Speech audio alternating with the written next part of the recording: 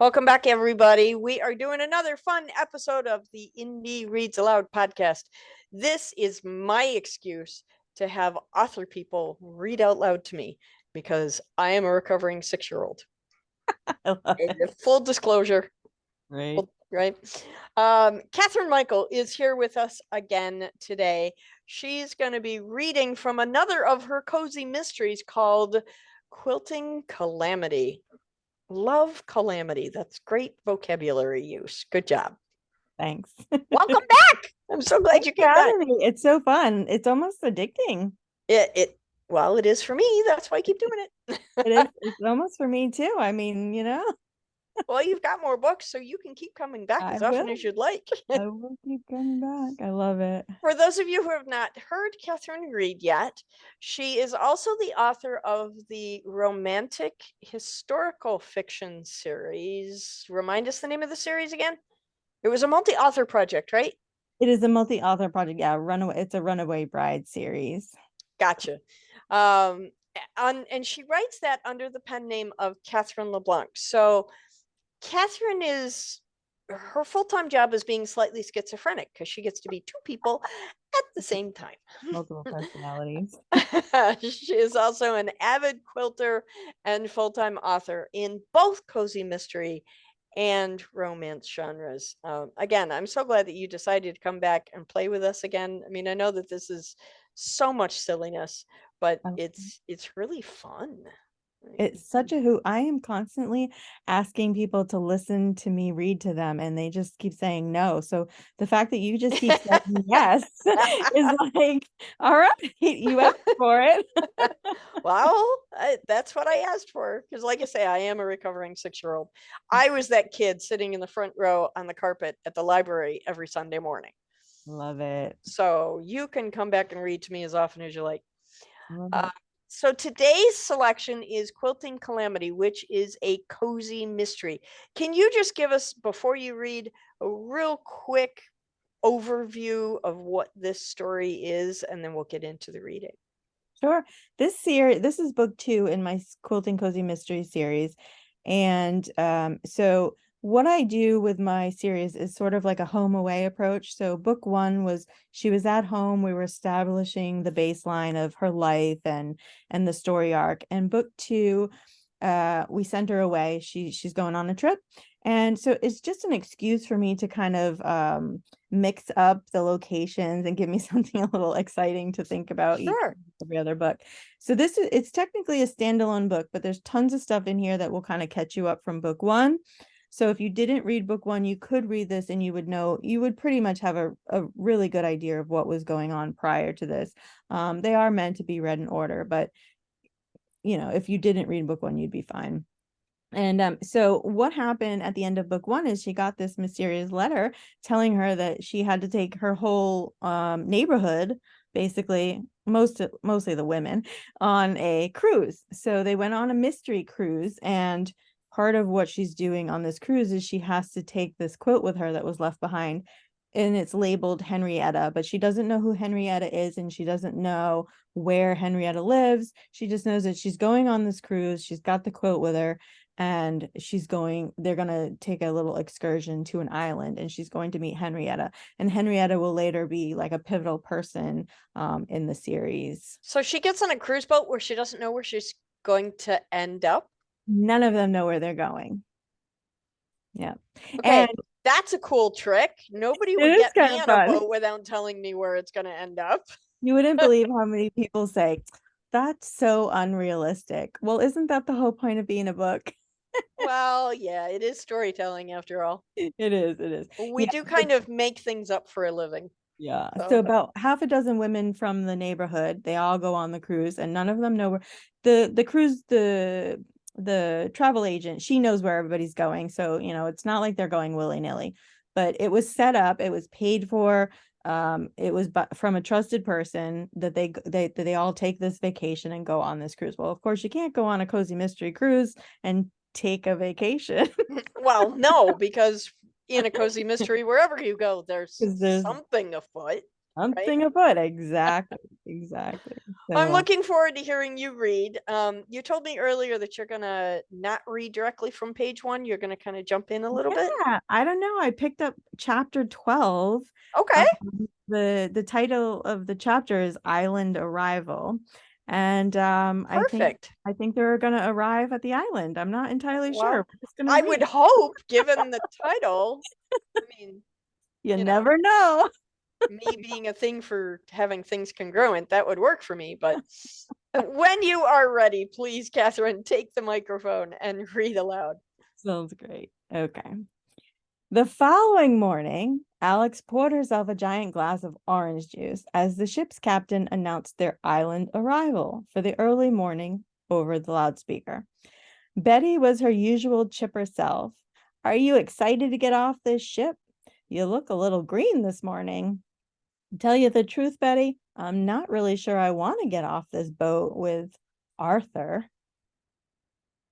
We're not going to be with the body, Alex. We're going to meet Henrietta, Betty said with sass. It seems crude to have an autopsy done at a marine biology school, don't you think? Alex asked, without expecting an answer. Although I'm morbidly curious to find out if they really did put him in the freezer with the ice cream.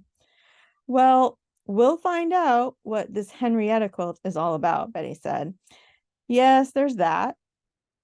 Alex murmured and popped a few slices of bread into the toaster. As she sorted through the jellies looking for strawberry, she turned to Betty. I really am sorry. I was thinking about how you must feel. I know you have a stake in this too, having been Nona's best friend. What do you think the keys go to? Betty asked, ignoring Alex's statement. I can assume a door. Alex gave Betty a sly smile, though her attempt at humor flopped. Alex spread the jam on her toast and sank her teeth into it while waiting for Betty to warm back up to her failed joke. Could be a hidden treasure chest buried under a big red X, with the tropical island and all, Betty mused and flashed Alex a goofy grin. Could be, Alex said absently. But put a slice of cranberry nut Betty put a slice of cranberry nut bread onto her plate. I sure do miss my pies. Me too, Alex agreed and brought her toast and jam to a nearby table. She sat motioning for Betty to join her. I haven't baked in days. Betty stared longingly at the small slice of breakfast bread. Alex felt for her. She imagined going a week without baking for Betty was probably exactly how she felt about going without quilting for any length of time. Here Alex was, being nourished, finally getting to quilt, while Betty was missing the activity that fed her soul. Betty, I wanted to ask you last night if you could employ your special people skills to help us. At that, Betty's eyes widened, her back straightened, and her face lit up with a magnificent grin. I'll get Paul to help me. Paul? From quilting class? Is that who you've been up to? Betty made the gesture of zipping her lips and then said, I don't kiss and tell. Alex shook her head, trying to dispel that unwanted image. She didn't hear anything else after that. She wanted to know more about the grimy old keys, their destination, and the 3 quilts that Nona had left for an unknown recipient, including Henrietta. She could assume, even if she didn't find all of the answers on this trip, the other 2 quilts would likely take her on similar future adventures, though that didn't make her any less curious or impatient. Who? Betty's mouth was moving, but Alex wasn't paying attention. Alex, are you listening? Betty's voice finally snapped her from her reverie. Sorry, Betty. Yes, she said unconsciously. She had eaten both slices of toast, and Betty had apparently eaten her bread and already cleaned up, and she hadn't heard a word she said. Who do you think Henrietta is? Betty asked. I don't have the slightest idea, Alex shrugged. You know Nona better than I did. She was like a grandmother to me, and we had a friendship, but she didn't share any personal stuff with me over the years. It saddened Alex every time she thought of how little she really had known about Nona. But as much as that pained her, she was still grateful that Nona had raised her through her teenage years and into adulthood. Though impatient, she was grateful for the cruise and the opportunity to find out who the quilts belonged to. They cleared their plates and placed everything in the proper trays and trash bins before heading back to their rooms and getting ready to disembark. After breakfast, Alex readied herself for the crescendo of excitement this afternoon. With the trip to the island, she was finally going to solve the mystery of who Henrietta was. If nothing else made any sense to her, at least this part of the mystery would be solved. Just after noon, she met up with Charlotte, Betty, and Celia at the elevator, which took them to deck 3. At the end of the corridor, there was an open section where you could get on and off the ship to participate in water sports. Alex found it strange that none of those activities were offered. At least she hadn't seen mentioned of any of it in the reading materials. Maybe those activities are for smaller ships, like yachts, rather than larger cruise ships. Celia squeezed her arm as they stepped onto the tender, the small excursion boat that would take them to the island. "You ready?"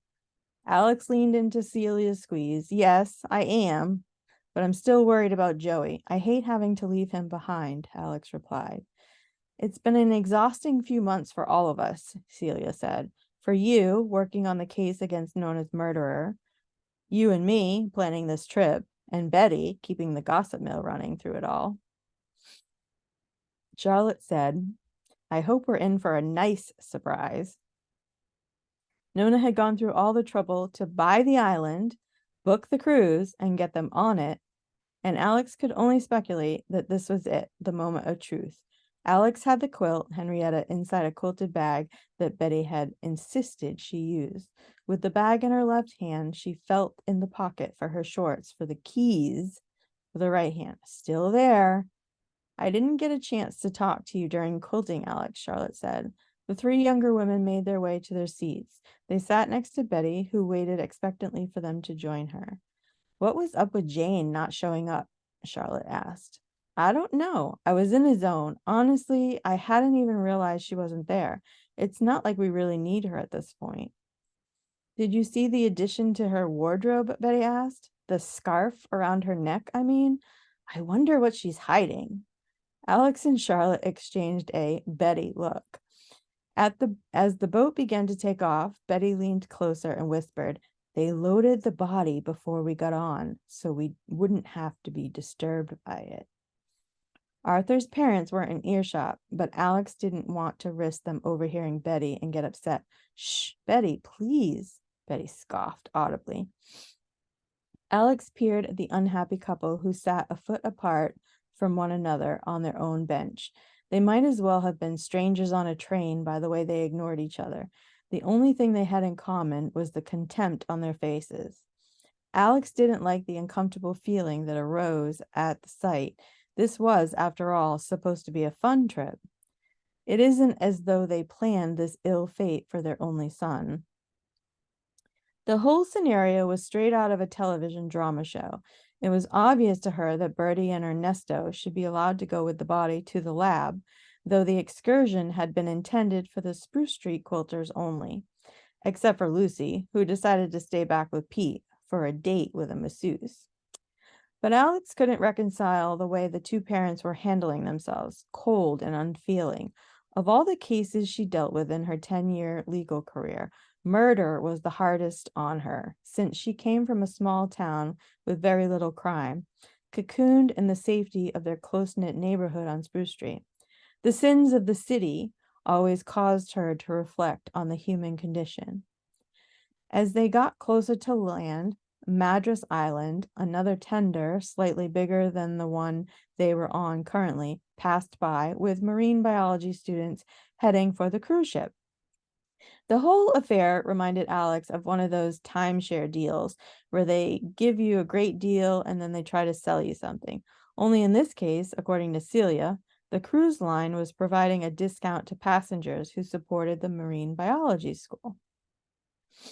It took no more than 10 minutes to get to Madras Island, and the women hung back while staff shuttled Arthur off to another awaiting gurney at the dock, with his parents following somberly behind. The procession went left toward an unpaved street, and Jane stood off to the right to let them pass. Alex and Celia and Betty stepped off the ship. This wasn't the dock where they'd set sail. It was no more than a small fishing pier. Alex eyed Jane's winsome uniform. The two-piece dress suit was perfectly paired, but the scarf around her neck was out of place and had Alex on alert. The scarf reminded Alex of when she'd arrived back on Spruce Street and Nona had used a scarf to cover her hair because she believed she was allergic to grass pollen. We have plenty of water and snacks if you get thirsty or hungry, Jane assured the group and handed Alex a water bottle, which she accepted. She casually inspected the bottle and the cap before taking a drink of water. The sun warmed her skin and she was immediately refreshed. Right this way, ladies, Jane said as she ushered them down the beach. Once Alex and her friends had rounded a grove of exotic trees, a stately two-story white stone house came into view. Here we are, Jane said as she pointed to the front door. The four women looked at each other curiously. Henrietta is a house? Betty asked. No, you can go inside. I was told Henrietta would be inside awaiting your arrival, Jane said curtly. Celia and Charlotte both looked at Alex to make the first move, but Betty was already walking toward the door. Luckily, she had the sense enough to knock, which gave the other three time to catch up. Celia and Charlotte held back a step, and Alex edged in front of Betty as the door opened. To Henrietta. The mystery continues. Yes. So basically what happened is a young 20-something man died on the cruise ship, and they were taking the body to the marine biology lab on the island, coincidentally, to try to figure out why he was killed. And because it's the closest thing they had to a lab. Exactly. It makes perfect sense. I mean, he was in the freezer with the ice cream, and that's a little weird, but okay. Well, it reminded me of like one of those NCIS episodes. I'm pretty sure Yeah. they were on a They were submarine. on a submarine. Something. Yeah. Yeah. Yep. But yeah, no. So that's what they're doing, and they're trying to suss out, how this young man passed away, and that's the mystery of the story. So I ask this of all the authors I meet because I'm weird and I like to know how we tick. And especially of authors who write series. How much planning goes into writing your series? Are you a passionate plotter? Do you have everything ironed out before you begin to write? Or do you simply have a rough idea of the larger arc of the story and then you pants through it? What's your writing style? I don't pants anything. I tried that for a split second, and I realized that was just danger waiting to happen. It was just not for me. So I do plan everything. When I first started the series, the first book I wrote was the very first book I'd ever written in my entire life. So I had absolutely no clue. I mean, I went to school to learn how to write and to self-publish, but honestly, I had absolutely no idea what I was doing. I had a general idea of where the series was going to go over the course of 2 or 3 books. My writing coach then said, nope, we need 5. So I extended my arc to 5. He said, no, we need 10. So so I had originally a little, an arc of the first 3 books. I kind of had a pretty good idea of where we were going to go with the series. Then we stretched it to 5, and I knew that I wanted 5 to kind of be, I wanted it to be my series end. So I wanted it to be, dramatic and thrilling and all this stuff. And then he said, we go into 10, and I had to really rethink the whole thing and figure this out, because in my mind, I had ended the series at book 5. And I had ended her story arc and, what she was trying to accomplish through the whole series. And I really had to dig in to figure out. And it's funny because we were literally just talking about this morning, about the next half of the series. So what I call book 5 is like my mid-season finale. So there's Okay. All right, that's fair. yeah. So there's no cliffhanger or anything like that, but it basically wraps up her first arc of what she thought she wanted. And then when we go through book 6 through 10, we're gonna find out what she really wanted. And so she's gonna kind of go through the whole season is gonna go through another arc, a mini arc. So it'll have Very technically fun. yeah. Very But fun. I literally just this morning figured out how I wanted to end it to bring it back to the beginning to how everything is gonna like end and make it satisfying. Like you want it to be satisfying to So the so reader. now just tell them that you're done with 10 and you're not doing another 5. No, when he said I had to do 10, he said, and then when you're done with that 10, you need to start another 10. So in 2024, I'm starting another 10 while I'm working on 6 through 10. That's craziness. Good luck with that. Yeah. Yeah. Wow. Yeah. That's a really ambitious goal. Good Yeah. for you. Good Yeah. for you. Yeah. Thank you so much for being on the program. I really enjoyed having you here. Thank you. I love it. It's so much fun. Come back and read to us again. I will.